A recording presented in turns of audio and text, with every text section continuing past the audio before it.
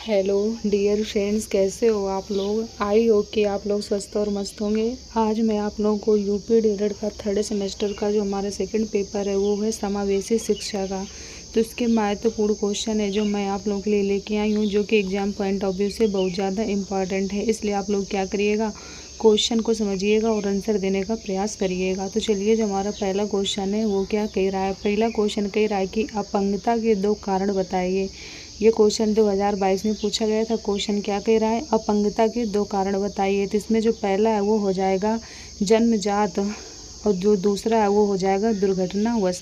यानी कोई बच्चा होगा तो उसको जन्मजात कोई प्रॉब्लम होगी जिसकी वजह से वो क्या होगा, अपंग हो जाएगा, या तो फिर कोई दुर्घटना हो गई इसकी वजह से क्या होगा, उसको प्रॉब्लम हो गई। ठीक, तो ये 2 क्या होते हैं, अपंगता के कारण होते हैं। ये क्वेश्चन 2022 में पूछा गया था। अब चलिए हम लोग अपने अगले क्वेश्चन की तरफ बढ़ते हैं। अगला क्वेश्चन कह रहा है कि समावेशी शिक्षा का सूक्ष्म आशय बताइए। क्वेश्चन क्या कह रहा है, क्वेश्चन कह रहा है कि समावेशी शिक्षा का सूक्ष्म आशय बताइए। तो समावेशी शिक्षा का सूक्ष्म आशय शिक्षा की सार्वभौमिकता से, किससे, शिक्षा की सार्वभौमिकता से। ये क्वेश्चन 2022 में पूछा गया था। अब चलिए हम लोग अपने अगले क्वेश्चन की तरफ बढ़ते हैं। अगर अभी तक आप लोगों ने थ्योरी क्लास को ना कंप्लीट किया हो तो उसकी प्लेलिस्ट बनी हुई है, तो आप लोग क्या करिए, क्लास को लीजिए और क्लास को लीजिए और क्या करिए, थ्योरी को कंप्लीट करिए। अगर आप लोग थ्योरी को कंप्लीट करोगे तो क्वेश्चन के आंसर अच्छी तरीके से दे पाओगे, और जो भाषा है क्वेश्चन की वो आप लोगों को अच्छी तरह से समझ में आएगी। तो चलिए हम लोग अपने अगले क्वेश्चन की तरफ बढ़ते हैं। अगला क्वेश्चन कह रहा है कि आवाज़ की समस्या का दोष क्या है। आवाज़ की समस्या वह होती है जबकि एक व्यक्ति को यह समझ नहीं आता है कि किन परिस्थितियों में ऊंचा बोलना चाहिए और किन परिस्थितियों से क्या करना चाहिए, नीचा बोलना चाहिए। यानी जो आवाज़ की समस्या होती है तो क्या होती है, इस परिस्थिति में व्यक्ति को ये नहीं समझ में आता है कि किस परिस्थिति में उसे बोलना चाहिए, मतलब ऊंचा बोलना चाहिए, और किस परिस्थिति में उसे क्या करना चाहिए, नीचे बोलना चाहिए। ठीक, यानी किस परिस्थिति में उसे तेज बोलना है, किस परिस्थिति में उसे क्या करना है, धीमे बोलना है। ठीक, ये क्या होती है, ये आवाज़ की समस्या होती है। अब चलिए हम लोग अपने अगले क्वेश्चन की तरफ बढ़ते हैं। अगला क्वेश्चन कह रहा है कि शैक्षिक रूप से पिछड़े बच्चों की परिभाषा सिरिल वर्ट के अनुसार लिखें। क्वेश्चन क्या कह रहा है, क्वेश्चन कह रहा है कि शैक्षिक रूप से पिछड़े बच्चों की परिभाषा सिरिल वर्ट के अनुसार लिखिए। तो इसका आंसर है तो क्या हो जाएगा, तो पिछड़े बच्चे वे कहलाते हैं जिनकी शैक्षिक बुद्धि लब्धि या शिक्षा अंक 85 से कम होता है। क्या होता है, 85 से कम होता है। अब चलिए हम लोग अपने अगले क्वेश्चन की तरफ बढ़ते हैं। अब है जो हमारा अगला क्वेश्चन वो क्या कह रहा है, अगला क्वेश्चन कह रहा है कि पिछड़े बच्चों से आप क्या समझते हैं। क्वेश्चन क्या कह रहा है, क्वेश्चन कह रहा है कि पिछड़े बच्चों से आप क्या समझते हैं। तो नेल के अनुसार पिछड़ा हुआ बच्चा वह है जो अपनी आयु के अन्य बच्चों की तुलना में अत्यधिक शैक्षिक दुर्बलता को क्या करते हैं, प्रदर्शित करते हैं। ठीक, ये पिछड़े बच्चे होते हैं। अब चलिए हम लोग अपने अगले क्वेश्चन की तरफ बढ़ते हैं। अगला क्वेश्चन कह रहा है कि पिछड़े बच्चों की विशेषताएं बताइए अथवा पिछड़े बालकों की विशेषताएं बताइए। इस क्वेश्चन को 2 तरीके से पूछा जा सकता है, आंसर वही होगा। क्या कह रहा है, कह रहा है कि पिछड़े बच्चों की विशेषताएं बताइए या पिछड़े बालकों की 2 विशेषताएं बताइए। ये क्वेश्चन 2023 में पूछा गया था। तो चलिए इसके आंसर है जो उसको हम जानने का प्रयास करेंगे। इसमें जो पहला है वो हो जाएगा पिछड़े बच्चों की बुद्धि लब्धि सामान्य या औसत से कम होती है। दूसरा कह रहा है कि पिछड़े बच्चों का अधिगम स्तर मंद होता है। तीसरा कह रहा है कि पिछड़े बच्चों का व्यवहार असमयोजित होता है। और जो चौथा वो कह रहा है कि पिछड़े बच्चे जीवन में निराशा का अनुभव अधिक करते हैं, क्योंकि वो पिछड़ जाते हैं, इसलिए क्या होता है, इन मतलब बच्चों के साथ ये प्रॉब्लम होती है। अगला क्वेश्चन कह रहा है कि पिछड़े बालकों की शिक्षा व्यवस्था कैसी होनी चाहिए। तो इसका जो राइट आंसर है वो क्या हो जाएगा, तो पिछड़े बालकों के लिए विद्यालय का वातावरण कैसा होना चाहिए, भयमुक्त हो, जिससे बच्चे क्या करें, अपनी खुल की बात कह सकें। दूसरा क्या कह रहा है, दूसरा कह रहा है कि पिछड़े बालकों के मानसिक योग्यता के लिए पाठ्यक्रम को तय करना चाहिए। ठीक, अब चलिए हम लोग अपने अगले क्वेश्चन की तरफ बढ़ते हैं। मैंने आपको थ्योरी अच्छे से कराई है, इसलिए क्वेश्चन को ज़्यादा डीप में नहीं बता रहे हैं। आप लोग थ्योरी को समझिए तो क्वेश्चन के आंसर देने में आप लोगों को कोई भी प्रॉब्लम नहीं होगी। अगला क्वेश्चन कह रहा है कि वंचना से आपका क्या अभिप्राय है। क्वेश्चन क्या कह रहा है, क्वेश्चन कह रहा है कि वंचना से आपका क्या अभिप्राय है। तो वंचना एक सामाजिक आर्थिक संप्रत्यय वंचना की अवधारणा व्यक्ति की असुविधाओं एवं अभाव की ओर क्या करती है, संकेत करती है। अगला क्वेश्चन अब हमारा क्या कह रहा है, अगला क्वेश्चन कह रहा है कि समस्यात्मक बच्चों से क्या अभिप्राय है। तो वैलेंटाइन के अनुसार समस्यात्मक बच्चे वे बच्चे हैं जिनके व्यवहार तथा व्यक्तित्व इस सीमा तक असमान होते हैं कि वे घर, विद्यालय तथा समाज में समस्याओं के जनक बन जाते हैं। ठीक, अब चलिए हम लोग अपने अगले क्वेश्चन की तरफ बढ़ते हैं। अब जो हमारा अगला क्वेश्चन है वो क्या कह रहा है, अगला क्वेश्चन कह रहा है कि निर्देशन शब्द से क्या समझते हैं। क्वेश्चन क्या कह रहा है, क्वेश्चन कह रहा है कि निर्देशन शब्द से आप क्या समझते हैं। निर्देशन यानी गाइडेंस शब्द का हिंदी रूपांतरण है। इसका समान अर्थ होता है मदद करने के लिए। जोन्स के शब्दों में निर्देशन का अर्थ प्रदर्शन करना, इंगित करना तथा मतलब प्रदर्शन करना। इसका अर्थ सहायता देने से अधिक है। निर्देशन का मतलब क्या होता है, जब कोई प्रॉब्लम में है तो आपने क्या उसका सलूशन बताया तो ये क्या हो गया, आपने उसको गाइड किया तो ये क्या हुआ, ये निर्देशन हो गया। ठीक, अब चलिए हम लोग अपने अगले क्वेश्चन की तरफ बढ़ते हैं। अगला क्वेश्चन कह रहा है कि परामर्श की परिभाषा दीजिए। मायर्स के अनुसार परामर्श का तात्पर्य दो व्यक्तियों या संपर्क जिसमें एक व्यक्ति को किसी प्रकार की सहायता दी जाती है।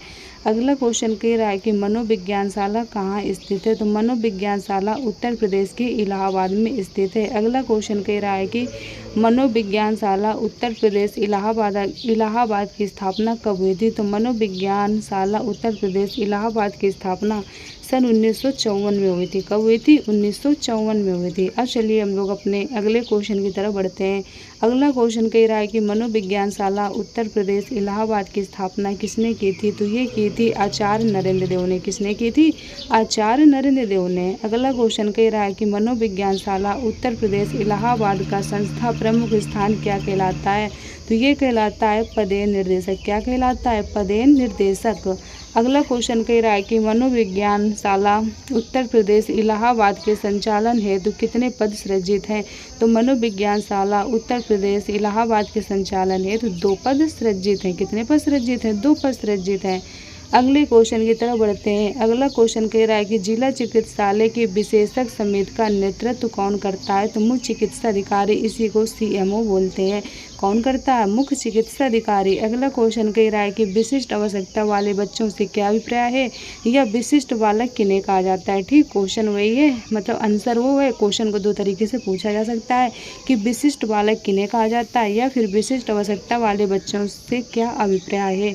तो जो बच्चे समान बच्चों से भिन्न होते हैं वे विशिष्ट बच्चे कहलाते हैं। विशिष्ट बच्चों के अंतर्गत शारीरिक रूप से अक्षम, प्रतिभाशाली, मंदबुद्धि, शैक्षिक रूप से पिछड़े आदि प्रकार के बच्चे आते हैं। अगला क्वेश्चन कह रहा है कि शैक्षिक रूप से पिछड़ने या मंदता का कारण बताइए। तो पहला हो जाएगा शारीरिक कारण, दूसरा हो जाएगा मानसिक कारण, तीसरा हो जाएगा विद्यालय का कारण, चौथा हो जाएगा पारिवारिक कारण।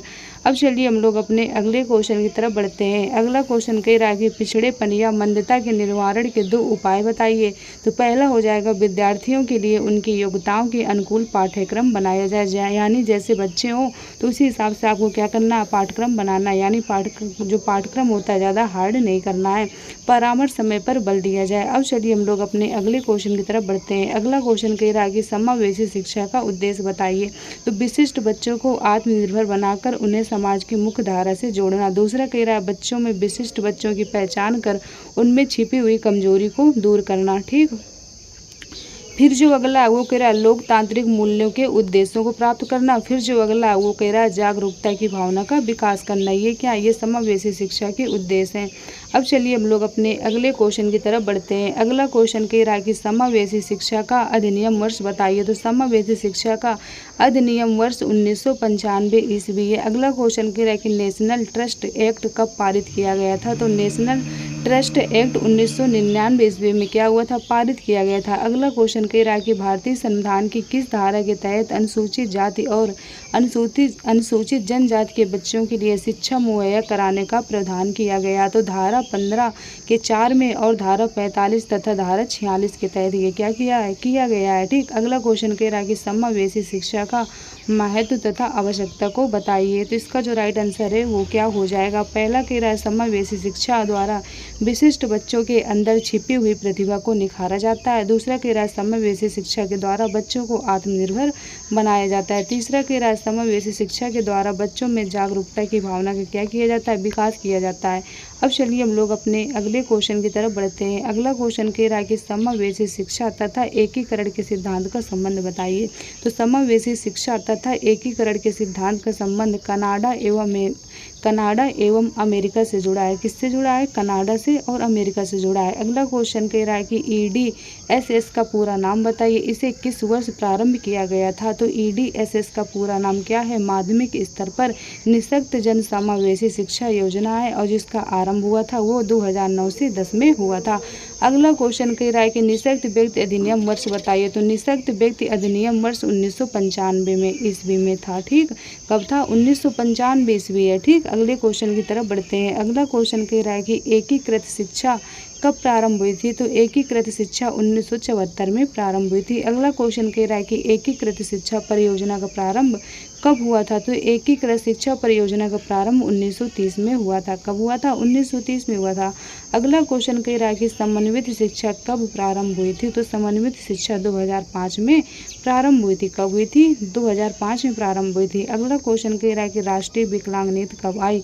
तो राष्ट्रीय विकलांग नीति 2006 में आई। कब आई? 2006 में आई। IEDC का पूरा नाम बताइए और इसका प्रारंभ कब हुआ था? तो इसका जो राइट आंसर है वो क्या हो जाएगा? तो इस जो क्वेश्चन का आंसर है वो हो जाएगा समेकित शिक्षा व्यवस्था योजना और इसका प्रारंभ 1974 ईस्वी में हुआ था। इसका पूरा नाम क्या है? समेकित शिक्षा व्यवस्था योजना थी। ठीक, और इसका प्रारंभ कब हुआ था? 1974 में हुआ था। निःशक्त जन अधिनियम कब बना? तो यह अधिनियम 1995 में बना था। तो आई होप कि आप लोगों को याद है कि क्वेश्चन बहुत अच्छे तरीके से समझ में आए होंगे। मैंने आपको क्वेश्चन को ज़्यादा डीप में नहीं समझाया क्योंकि मैंने इसकी थ्योरी को बहुत अच्छे तरीके से बता दिया है, इसलिए मैंने आपको क्वेश्चन थोड़ा जल्दी जल्दी कराया है। तो आप लोग क्या करिए, थ्योरी क्लास को अटेम्प्ट करिए और चीज़ों को समझिए। तो चलिए आज क्लास को हम लोग यहीं तक रखते हैं। आप लोग क्या करिए, वीडियो को ज़्यादा से ज़्यादा दोस्तों तक शेयर करिए जिससे क्या उनकी भी हेल्प हो। चैनल को लाइक और सब्सक्राइब करिए जिससे आने वाली नोटिफिकेशन आप लोगों को टाइम टू टाइम मिलती रहे। तो चलिए हम लोग क्लास को यहीं तक रखते हैं। Okay, thank you.